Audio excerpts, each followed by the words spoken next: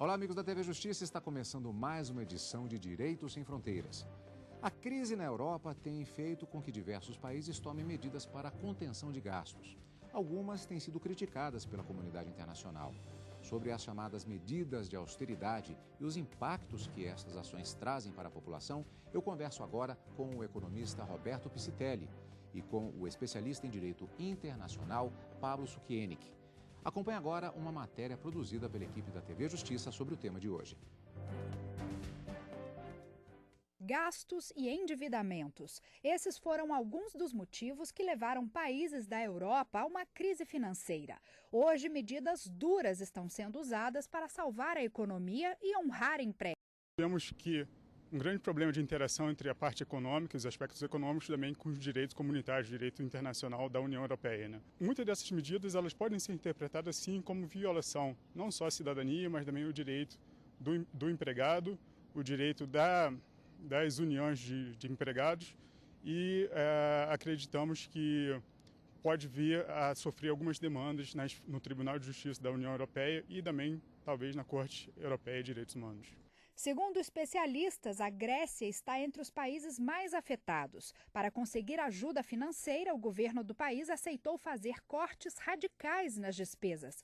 Recentemente, chegou a fechar por um mês TVs e rádios públicas. As demissões também fazem parte das medidas. Para o conselheiro da OAB do Distrito Federal, o ideal seria equilibrar o corte de gastos e o respeito a direitos trabalhistas, previstos na Carta de Direitos Fundamentais. Ela não só abarca questões dos direitos fundamentais, dos direitos humanos, como também alguns direitos trabalhistas, direito à cidadania, dignidade humana, dentre outros. É uma carta bastante abrangente que talvez incorpore vários princípios de estados de bem-estar, welfare states, que agora, com essa crise econômica, terá que talvez ser reanalisada ou terá que ser interpretada nos tribunais europeus.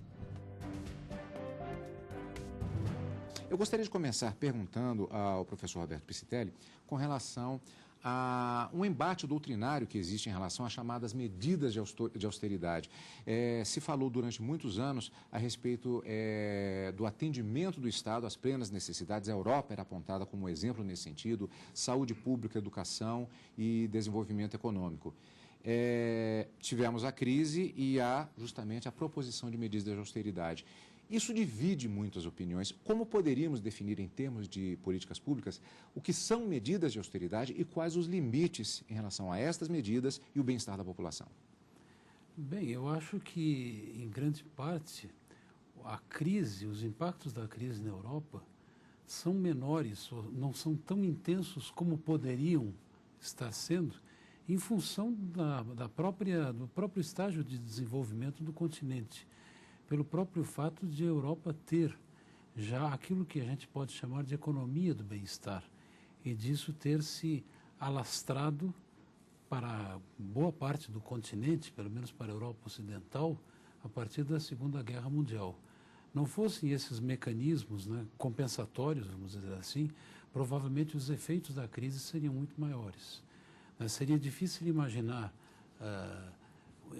economias ou países que sobrevivam, que suportem taxas de desemprego como hoje nós temos na Europa, que chegam a 27% da população economicamente ativa.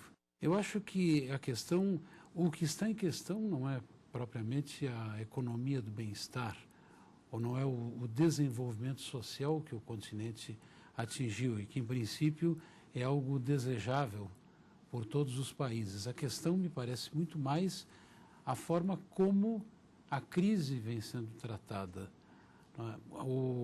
A insistência, o aprofundamento de medidas de austeridade tem prolongado, talvez inutilmente, desnecessariamente, a crise. E se a gente comparar, por exemplo, a situação atual do continente europeu, e particularmente da zona do euro com os Estados Unidos, nós até vamos constatar que os Estados Unidos estão se saindo melhor ou devem sair da crise antes dos europeus, inclusive adotando uma série de medidas que, em relação à Europa, foram consideradas inadequadas, inoportunas. essa crise, que não é só europeia, ela acaba sendo mundial, ela também não gera um caldo de cultura que torna este acesso às tecnologias, uma massa descontente, no caso, por exemplo, da Espanha, no caso da Europa e particularmente em alguns países. Isso não gera um caldo de cultura que faz com que este debate possa se tornar até mesmo ideológico e os próprios direitos fundamentais eles fiquem em xeque no meio dessa discussão toda? Sim, nós vemos há vários analistas que consideram que nós estamos num momento de crise de paradigma civilizatório. Ou seja, nós vemos aí alguma insatisfação em relação à democracia representativa, em relação a modelos econômicos. Então, nós estamos num momento no qual nós não sabemos para onde essas reclamações vão nos levar. Nós sabemos que nós precisamos encontrar soluções. Isso aí tem aparecido em vários lugares do mundo, independente dos aspectos culturais. Pode ser no mundo islâmico, nos Estados Unidos, na Europa ou na América do Sul. Mas todo mundo está insatisfeito. Nós vemos todas as sociedades estão insatisfeitas e aquilo lá ainda não há uma solução clara para essa insatisfação. Então, pode ser um caldo de cultivo que possa levar a alguma solução de tipo, falando coloquialmente, um salvador da pátria, alguma coisa totalitária, que se apresente para solucionar esse problema. E isso é que nós temos que estar vigilantes e preocupados. Particularmente no caso da Europa, a gente sabe que existe uma situação de relativa estagnação econômica já há muitos anos, né? Isso não é novidade. Essa situação foi agravada com a crise. Mas existe também, no fundo, essa divisão ideológica do ponto de vista da definição ou da redefinição do papel do Estado.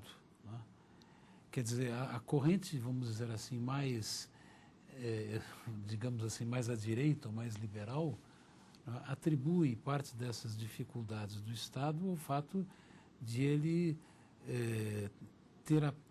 ter ido longe demais, digamos assim, na garantia dos direitos sociais e em todas essas características que estão associadas ao chamado estado do bem-estar. E, quer dizer, existe toda uma discussão, por exemplo, em relação à questão previdenciária, que é uma questão mais recente, em função da própria modificação dos perfis demográficos dos países, da alteração da pirâmide etária, do aumento da expectativa de vida das pessoas, ou seja, então a chamada taxa de dependência, essa relação entre a população em idade de trabalhar propriamente dita em relação ao total da população, ou excluídos os mais jovens e os mais velhos, numa faixa, digamos assim, até 15 anos e acima de 60 anos, essa taxa de dependência se alterou muito. Então, digamos assim, a sustentabilidade desse modelo de bem-estar talvez precise passar por uma revisão de alguns conceitos, né? Mas nesses períodos de transição a gente tem que admitir que é muito difícil fazer a administração da mudança, da transição, até porque essas coisas não são estanques, não começam a partir de determinado momento. Quer dizer, existe todo um período de transição durante o qual uma porção de gente que se encontra nessa situação intermediária, não é? Ou que se encontra, por exemplo, na condição de população ativa e que deixará de integrar esse contingente da população num determinado período de tempo, mais curto ou mais longo. Ou seja, há todo um questionamento e, evidentemente, esse questionamento não há como fugir do debate ideológico.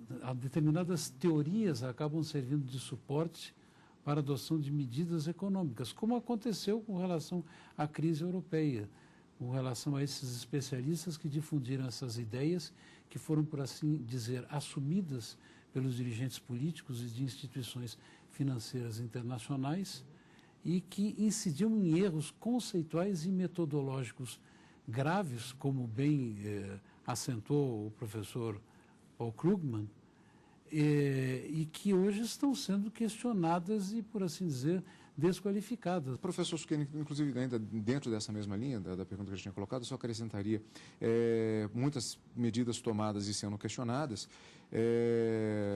No caso da Grécia, por exemplo, previsão de demissões, redução de salários.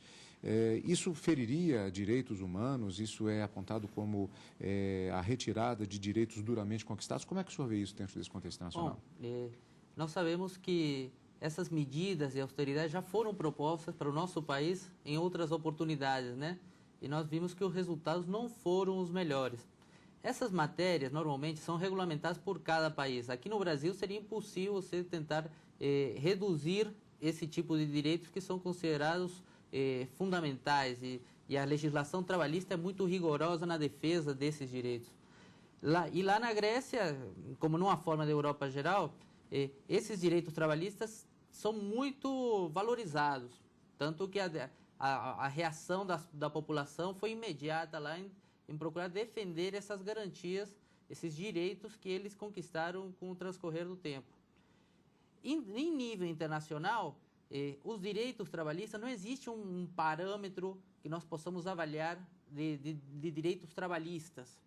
Nós vemos, por exemplo, que nós enfrentamos uma concorrência hoje no comércio internacional com países que possuem poucos ou talvez nenhum direito trabalhista, com isso eles conseguem reduzir custos. E nós temos aí países europeus, inclusive o Brasil, que tem uma boa gama de direitos trabalhistas, e nós vemos aí que é uma competição um pouco desleal em relação a essa matéria. De uma forma geral, nós encontramos aqui que os direitos trabalhistas não existe uma nivelação em nível mundial, e isso dificulta muito, por exemplo, você conseguir concorrer e conseguir ampliar o número de direitos fundamentais. Então, é uma situação bastante complicada que os estadistas, os estados, né, vão ter que enfrentar, ou seja, você manter o padrão, manter a qualidade de vida, sabendo que você está concorrendo com países que não têm esses mesmos padrões. Nós vamos para um breve intervalo. Nosso programa de hoje não acabou. Daqui a pouco estamos de volta com Direitos Sem Fronteiras. Vem aí o 6º Congresso Internacional de Direito do Trabalho. O evento acontece entre os dias 15 e 17 de agosto em Natal. Os participantes vão debater as perspectivas nacionais e internacionais para erradicar o trabalho escravo.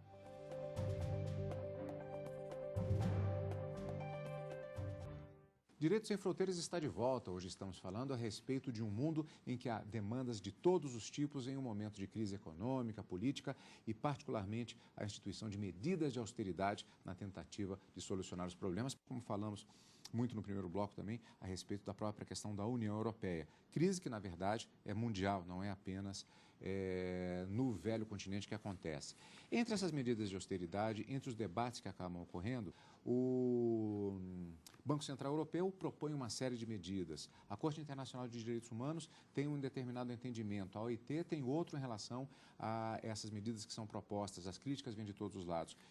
Complicado, não? Às vezes não sabemos qual é a direção correta. Nós estamos num momento muito empírico, no qual nós temos que ir sentindo as respostas, são oferecidas respostas aos problemas e vão se sentindo os resultados, e com isso se percebe se se pretende aprofundar nesse sentido ou se deve recuar e partir para outro. Existem direitos trabalhistas, por exemplo, que são fundamentais, que não podem ser revogados de maneira nenhuma. Existem direitos trabalhistas que podem ser flexibilizados. Então tem que ser trabalhado um pouco nessa questão. Quem quer trabalhar nessa linha de flexibilizar direitos trabalhistas, tentar trabalhar numa linha de austeridade, tem que perceber que existem limites jurídicos para esse tipo de atuação. E aí os tribunais vão ter que atuar firmemente no sentido de perceber, olha, este tipo de acionário é permitido pelo direito, este aqui, lamentavelmente, é imutável. Seria possível, por exemplo, que a população, sentindo-se prejudicada pelas medidas de austeridade que são propostas, recorrer, por exemplo, à Corte Europeia de Direitos Humanos, por exemplo? Sim, a Corte Europeia de Direitos Humanos, ela trabalha justamente na defesa desses direitos quando os tribunais nacionais não dão a resposta satisfatória, ou pelo menos uma das partes não se sente satisfeita e entende que tratados internacionais do âmbito europeu garantem esse direito à pessoa. Historicamente, o Tribunal Europeu não tem tratado muito nesse âmbito de direito do trabalho. Ele tem cuidado mais de questões que dizem respeito à liberdade, aspectos de direitos fundamentais de primeira geração. Contudo, ultimamente, ele tem se manifestado em algumas questões que envolvem direito do trabalho e questões também de direito à liberdade. O resultado, se for questionado nesse sentido, pode ter um resultado um pouco incerto. Não sabemos se talvez o tribunal vai dizer que aquilo excede sua competência ou se vai assumir de fato essa função de pegar e regulamentar essa questão ou de dar uma decisão a respeito. Nesse aspecto, haveria que aguardar o resultado de uma demanda nesse sentido. As decisões judiciais, elas têm um peso significativo nesse debate do ponto de vista econômico? Sim, há que se admitir, por exemplo, que algumas dessas questões afetam fundamentalmente os direitos humanos. Por exemplo, o fato de, na Grécia, ter se fechado, ao menos transitoriamente, emissoras, órgãos de imprensa oficial, não deixa de ser um verdadeiro golpe às instituições e às populações, até pela, digamos assim, pelo cerceamento do seu direito à informação e, consequentemente, à formação de uma massa crítica. É claro que na área mais estritamente econômica, nós temos instituições, por assim dizer, que asseguram um tratamento mais uniforme ao conjunto de países, ou porque tem uma abrangência institucional mais, eu diria, coercitiva em relação ao conjunto de países. Então, aí nós temos instituições como o Banco Central Alemão e, particularmente no caso da Europa, a gente tem uma amarra, por assim dizer, que é a amarra representada pela moeda única, né? De que uma parte, mais da metade dos países da União Europeia hoje adotam uma moeda única.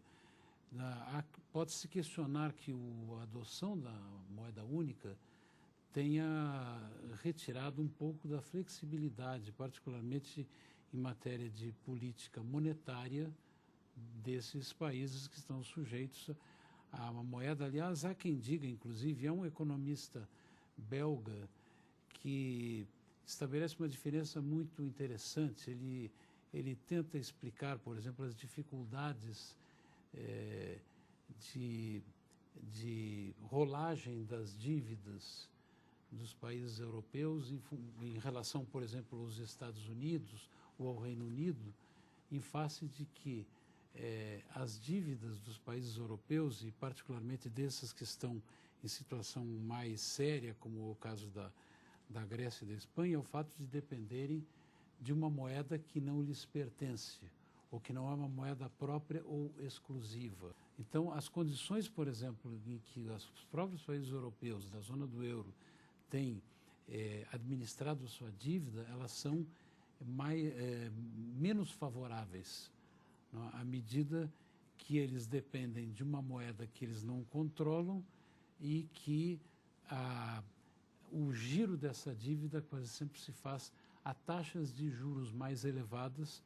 o que acaba agravando a sua própria condição de endividamento. E a assinatura, a perspectiva de assinatura do gigantesco acordo entre Estados Unidos e União Europeia, que muitos dizem que pode criar um sonho para os europeus na própria possibilidade de recuperação da crise, um pesadelo para os demais países que ficariam atrelados às decisões que fossem tomadas no âmbito desse enorme mercado comum entre Estados Unidos e Europa, ou um terceiro cenário totalmente diferente que é imprevisível prever, como tem acontecido nos últimos tempos? É um gigantesco mercado comum, não? Tende a ser o maior mercado, o maior bloco, né, mundial. Sem dúvida, eu acho que isso traz alguns sobressaltos, né? Mas, enfim, não deixa de ser, de certa forma, uma espécie de reação do mundo desenvolvido, das grandes potências, né, à ascendência e ao aumento da participação ou da proporção que principalmente os países emergentes representam hoje na economia mundial. Não há dúvida. A gente tem que levar em conta, inclusive, o fato de que parte das próprias dificuldades da União Europeia decorrem da grande interdependência que se estabeleceu ao longo das últimas décadas entre os países europeus. Então, a crise que afeta um contamina os demais com uma facilidade muito maior. Antigamente se dizia que os Estados Unidos espirravam, nós aqui ficávamos gripados. Hoje em dia, a Grécia tropeça e a Alemanha quase cai. Então, essa interdependência tem ficado basicalizada em diversas linhas, numa linha de ida e volta. Em relação a essa questão de um eventual acordo bilateral entre os Estados Unidos e a União Europeia, esse tipo de negociação ela também tem uma outra causa, que é a paralisia das negociações multilaterais no âmbito da Organização Mundial de Comércio. A partir do momento que não se consegue encontrar um acordo em nível mundial, normalmente os países começam a procurar acordos bilaterais ou em grupos menores, né? E nesse caso aí pode gerar justamente um problema que é o desvio de comércio. Então, por exemplo, se nós tivermos aí um acordo no âmbito da União Europeia com os Estados Unidos, provavelmente o nosso mercado agrícola sofreria com isso, porque os Estados Unidos é um grande produtor agrícola. Então, nunca as negociações em nível bilateral são as melhores soluções. As melhores soluções são estruturais em nível mundial. Só que, lamentavelmente, a estrutura da Organização Mundial de Comércio atualmente não permite tomar uma medida nesse sentido. As decisões tomadas por consenso em um nível tão elevado de países não está permitindo que se cheguem a decisões. Nós temos que lembrar que a Organização Mundial de Comércio, quando começou após a Segunda Guerra Mundial, existiam 40 países, mais ou menos, quase 50 países. Atualmente nós temos 200 países e cada um muito firme na defesa dos seus interesses. Nós vemos aí que nós conseguimos avançar um pouco no âmbito do comércio internacional, mas chegou num limite no qual nós não conseguimos mais avançar. E nós temos que prestar atenção também para essas causas desse problema. Então, provavelmente, uma das soluções para a crise econômica internacional, crise econômica europeia, seria poder avançar numa negociação multilateral de comércio, numa rodada de liberalização em nível mundial. Existe a possibilidade ou até a antevisão de eventuais recursos apresentados à própria OMC por parte particularmente de países emergentes, como o próprio Brasil, a China e a Rússia, por conta da criação desse enorme bloco? Provavelmente nós encontraremos aí um debate em relação a isso e vai ser acionada a Organização Mundial de Comércio. Sempre vai ter que analisar, vai ter que se analisar o conteúdo desse acordo. Ou seja, não é pelo fato de existir o acordo em si que isso vai gerar uma série de demandas. Mas, dependendo de qual for o conteúdo, o que for regulamentado nessa matéria e da forma que afetar o comércio internacional, sem dúvida essas demandas surgirão. Inclusive, talvez, mais por questões políticas, simplesmente para poder, talvez, tumultuar esse processo de liberalização do comércio, do que, talvez, por aspectos jurídicos em si. Mas primeiro vai ter que se analisar o texto com calma para saber aonde se existem abusos nesse tratado ou não. Isso, claro que deve trazer alguma preocupação para o Brasil. Se a gente pegar dados mais recentes da balança comercial, as nossas exportações para esses dois blocos, digamos, União Europeia e Estados Unidos, representam em torno de 30% da nossa pauta de exportações. Do lado das importações, isso representa mais de 35%. Né? Uma consequência que poderia daí advir, inclusive, seria a de um eventual aumento de dependência, né, em relação a certos países com os quais que já tem uma participação muito elevada nos nossos fluxos de comércio. Eu me refiro principalmente à China. Quer dizer, quando o ideal seria, em tese pelo menos, né, uma maior dispersão geográfica e uma dependência menor de determinados países ou blocos econômicos especificamente. Cada vez mais, todos os elementos nesse mundo globalizado, eles acabam se interligando. E dá para se entender pelo menos um pouquinho, uma amostra grátis, da grande dúvida que se abate em todo o mundo, as autoridades, a população, tentando chegar a um consenso. É claro que, portanto, esse tema vai voltar ao nosso Direito Sem Fronteiras, porque a solução ainda ela se apresenta definitivamente em uma grande distância. Vamos continuar debatendo. Eu agradeço muito a participação de ambos aqui nesta nossa edição do programa Direito Sem Fronteiras, que chega ao fim. Agradecendo nossos convidados pela presença no programa, e eu conversei com o economista Roberto Piscitelli e com o especialista em Direito Internacional, Pablo Suechnick. Quer participar do programa? Escreva para a gente, mande sua sugestão por e-mail direitosemfronteiras@stf.jus.br. E você pode rever este e outros programas da TV Justiça. Basta acessar o site www.tvjustiça.jus.br. A gente se encontra na semana que vem. Até mais, tchau!